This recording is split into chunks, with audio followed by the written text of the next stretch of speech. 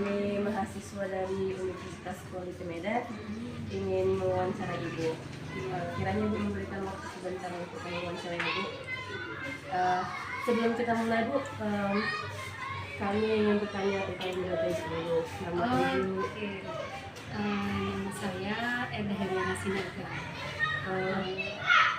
guru di kelas 5. Kalau boleh tahu Bu, sudah berapa lama Ibu mengajar di sekolah ini? Saya mengajar di sekolah ini dari tahun 2010. Tahun 2010, 2024, kira-kira 14 tahun. Berapa tahun itu? 14 tahun. Iya, Lama ya. tahun, cukup lama. Kalau begitu Bu, kita langsung ke pertanyaan Ibu. Apa langkah yang biasanya Ibu ambil ketika menghadapi siswa yang sering mengganggu jalannya pembelajaran? Untuk menghadapi siswa yang sering mengganggu jalannya pembelajaran, tentu siswa ini akan mengganggu konsentrasi isi kelas, ya kan? Kita kan pada awalnya membuat yang namanya kesepakatan kelas nih, ya kan? Di awal pembelajaran kan kita sudah membuat kesepakatan kelas yang ditentukan oleh semua siswa, ya. Jadi ketika ada di situ kita sudah membahas tentang apa yang bisa dilakukan dan apa yang tidak bisa dilakukan dan apa sanksinya. Otomatis kita memberikan teguran kepada anak yang mengganggu jalannya pembelajaran sesuai dengan kesepakatan yang sudah kita buat.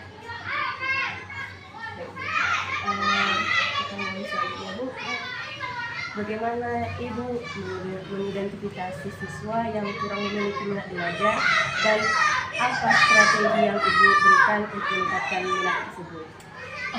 Untuk menghadapi siswa yang mengidentifikasi siswa yang kurang minat belajar, kita bisa lihat ketika proses pembelajaran itu sedang berlangsung. Dia kadang bermalas-malasan, tidak mengerjakan pekerjaannya, kemudian mengganggu kawannya. Itu adalah salah satu contoh anak yang kurang berminat dari belajar. Nah, untuk mengatasi ini kita bisa mengganti metode pembelajaran, ya kan? Kemudian menggunakan bahan-bahan ajar yang ada yang menarik. Terus kita bisa bertanya langsung sama anaknya, kenapa sih dia tidak minat untuk belajar? Gitu, melakukan pendekatan kepada anak. Baik Bu. Pertanyaan selanjutnya Bu, bagaimana Ibu menyesuaikan metode pembelajaran agar sesuai dengan kebutuhan siswa yang memiliki gaya belajar yang berbeda? Nah, ini penting nih untuk mengetahui metode belajar siswa. Di awal masuk sekolah, kita harus melaksanakan yang namanya asesmen awal pembelajaran. Nah, di sini kita melihat minat murid itu di mana. Ya, dari asesmen ini nanti kita bisa membuat murid apakah dia suka metode yang bagaimana, apakah wawancara, apakah video, apakah hanya dengan membaca, apakah dengan berdiskusi gitu. Jadi kita harus melakukan yang namanya asesmen awal. Pertanyaan selanjutnya Bu, biasanya Bu, apa kendala utama yang Ibu alami ketika akibat keterbatasan sumber daya di sekolah dan bagaimana Ibu mengatasinya? Kalau sekarang, di zaman sekarang ini, saya rasa untuk sumber daya di sekolah itu sudah cukup, ya. Sudah cukup, apalagi kita lihat banyak teknologi, ya kan?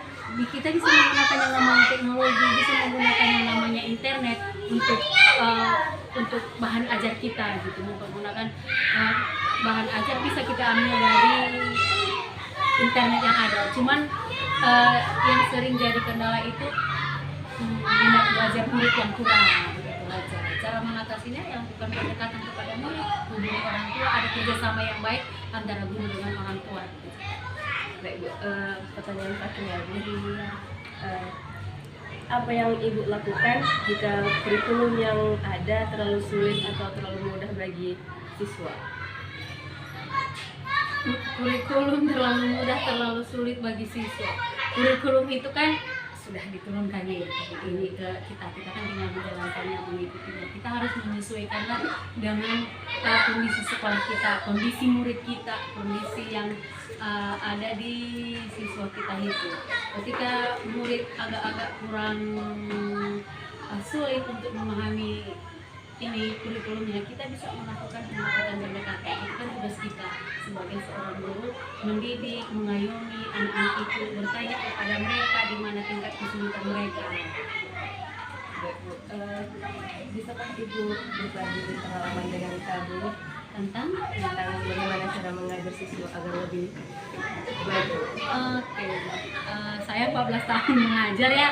14 tahun mengajar itu pengalaman yang saya miliki ketika mengajar itu banyak, apalagi ketika kita ada di SD nih. SD itu kan anak-anak yang masih polos, lugu-lugu. Mereka hanya mendengarkan yang namanya kata guruku, ya kan? Jadi kita harus melakukan pendekatan yang baik kepada murid, menganggap murid itu sebagai anak kita. Kita harus bertingkah laku menjadi guru yang selalu dirindukan oleh anak-anak kita, ya. Jangan jadi guru yang otoriter, tetapi guru yang bersahabat dengan anak didik kita.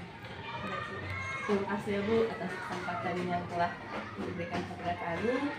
Kiranya Bu pengalaman Ibu dapat kami laksanakan dan dapat kami lakukan dalam proses pembelajaran ke depan Bu, ketika kami nanti sudah menjadi seorang guru juga. Oke, sukses ya. Terima kasih ya Bu. Oke.